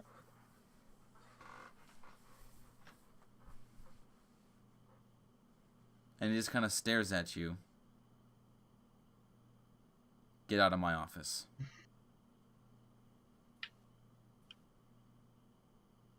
Just Lily, or- I stand and start heading toward the door. Not you. Her. I stop and turn back to him. I'm sorry. May I ask No, you may not. why? Girl, out of my office. Alright, I guess Lily gets up, but she's gonna leave her familiar skulking around in the office and leave. Alright, give And me when- a stealth for that little guy. Can I cast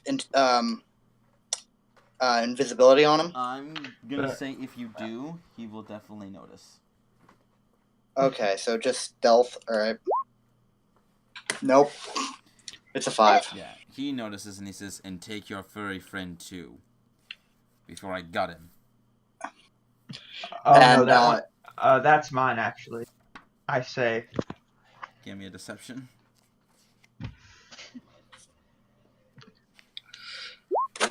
23. Ooh, nice. Respect.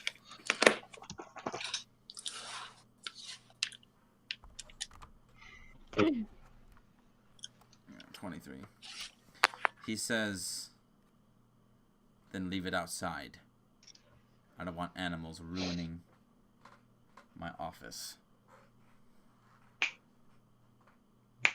It's a service animal. Just say that. I've already tested my luck too much. Yeah. Is there no precedent for younger adventurers in the league? Maybe to the other officers, but not me.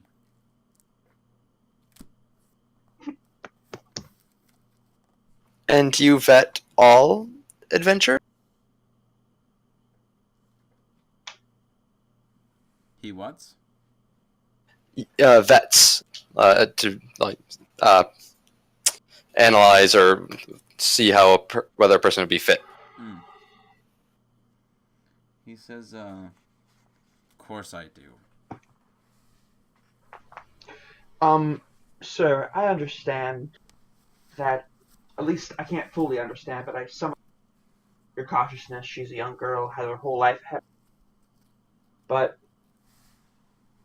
I'm afraid I've seen this determination in her and a few other people, and I have to let you know, if she isn't able to do it the safer way, the more straightforward way with us, I honestly can't tell you if she'll go do it by herself in a much less controlled environment Potentially even more dangerous. After all, there are 3 of us here who can take excellent care of her.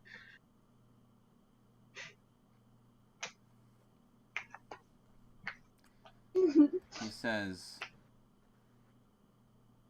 or actually, give me a persuasion, and whoever does it can have advantage since this is a group Go, Dylan! effort. Oh, Okay. Dylan. 29. Nice. Ooh. Not 20. He walks behind his desk and he sits down, and he says, "Girl, sit down."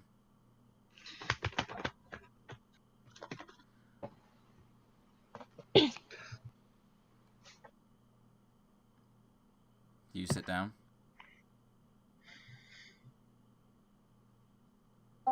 He has it mic'd. I mean, muted. His mic muted. Oh. We'll just I just assume that. Sorry, I said okay. So I said that my character's already left, but she can see through the eyes of familiar, so she comes back in and then sits down. Oh, okay. So is that fine or no? And we were talking before you left, but that works. Oh, okay. Yeah. So when you sit down, he then says, "Since you are so headstrong and insisting that she goes with you, you will be fully responsible for her death.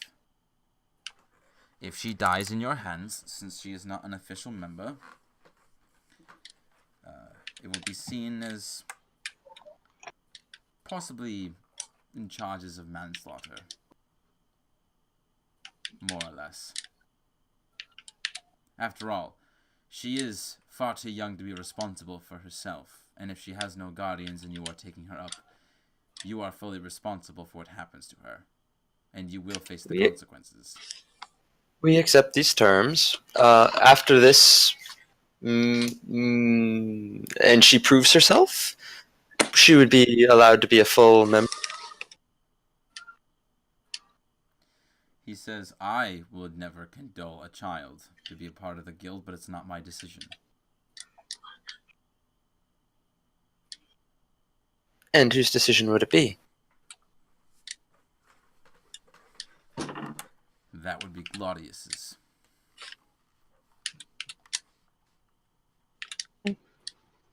Lovely. Thank you for the information.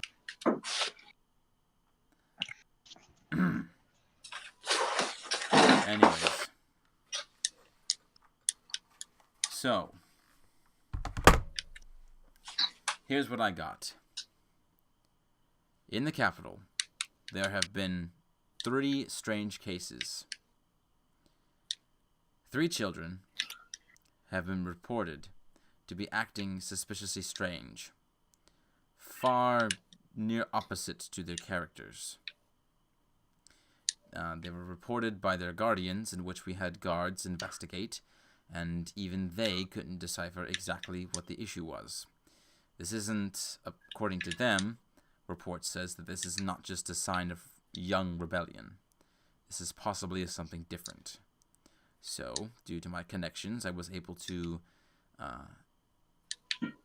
grab the opportunity to be able to have permission to investigate the matter. What you 4 will be doing is you will be in charge in the investigation and figuring out what exactly is happening to these children. And he pulls out from his desk a container, a cylinder, and he says, "This has all the documentation, locations of the children, the names of the victims, and also the names of their guardians, as well as other minor information about the case as well." I'm gonna have Lily kind of raise her hand a little.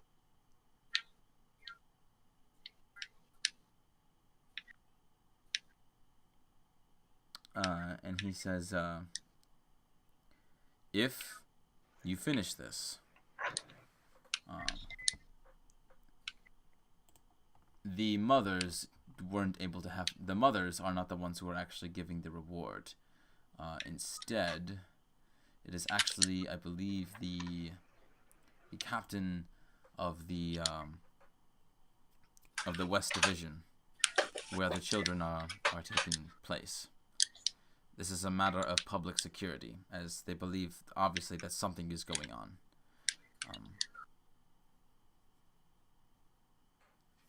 I'm gonna ask, do you think it's magical cause? Possibly.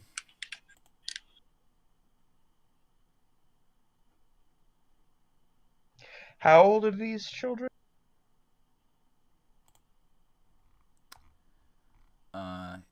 He says, he hands you the cylinder, Dylan, and he says everything is in there. Now, the reward for doing this, the captain is willing to reward whoever can complete this a total of 200 gold.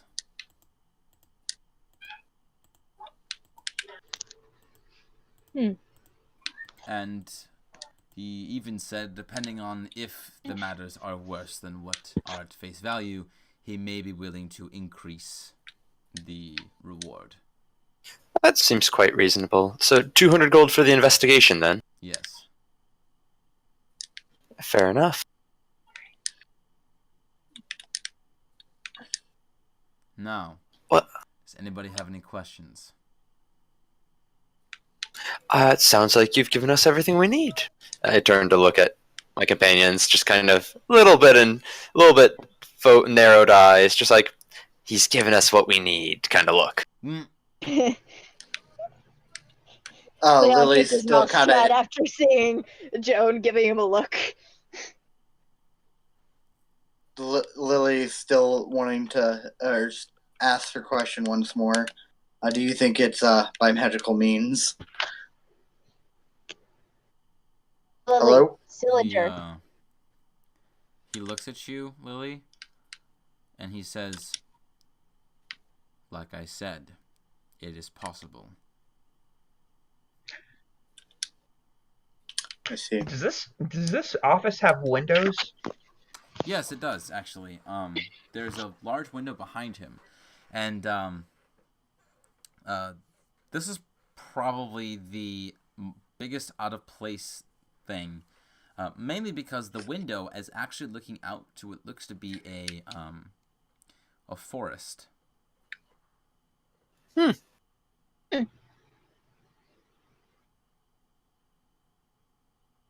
Well, I think we'll be on our way then. And Joan just kind of pushes the chair back a little. And as you guys start to leave, he says quickly, "Oh yeah, and by the way, the captain did also make it quite clear that if anything was to happen to the children, anyone who's investigating will be taken into account and will go to court. So, understood. You best be sure that those kids don't have a single scratch on them."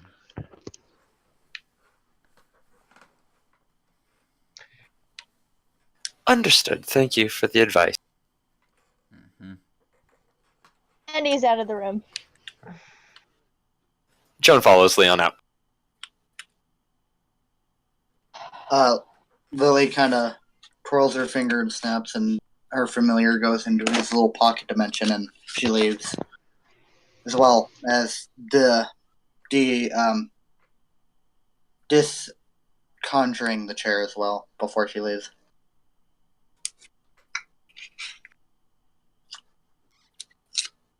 I also follow them. All right, so directions? Let's go to a bakery. Bakery. Yes.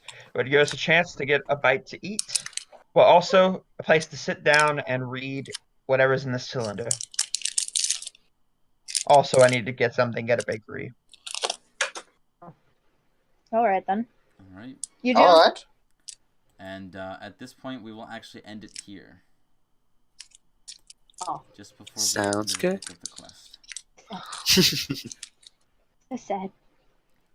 So many juicy details. Mm-hmm. Where did you see So- details? Next time on Dragon Ball, our Dun, dun, dun, dun. heroes shall start their investigation on these strange happenings with these children, where they start to misbehave in ways that is possibly supernatural. That's a lot. That's a lot to promise, Andrew. We may spend the next session entirely at the bakery. Probably. You know us. They I kind of like was we gonna do make it a at the joke earlier blacksmith. saying that this episode was this blacksmith episode was the equivalent of like a fighting episode in Dragon Ball. It's like 5 episodes long and it's the same fight. Except for this one is just okay, hear me out. Dagger, leather armor, my set of boots, 1 commission for me to draw a drawing of you, 2 copper, the button that I've had in my pocket for at least a year, And Leon. Leon's services, Leon's casting manual, ability. and 1 gold piece. Nah. Then Jones just That's too much, Leon. "Ah." Lily's not happy with that black. So, what if, and then the theme song starts playing? Like, what's that? You guys are watching that Steven Universe show where it's like they ends on that like rock song with the credits, like, so what if I told you that the world was gonna end? Mm-hmm. And it just shows all the characters, and it just shows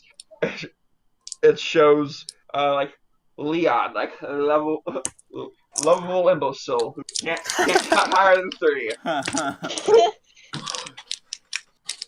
Seems accurate. Yeah, seems Like- accurate. Lily, way too young for this stuff. Dylan, Is this legal? Dylan, over dramatic slut.